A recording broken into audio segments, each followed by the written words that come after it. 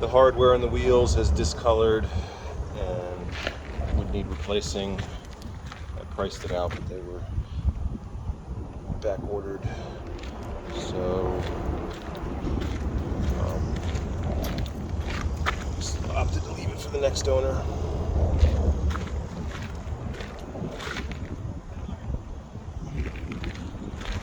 The Euro Mini bumpers were like spray bombed, so we ended up having them repainted. The rubber strips are missing, but they are available.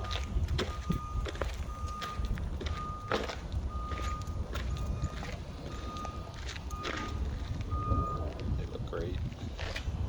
When Mike had the car out west, I guess a tree had come down across it, and you can kind of see that little dent right there. Maybe a paintless dent removal guy can get it out. Caught there, but there's no rust, it's just touch-up paint.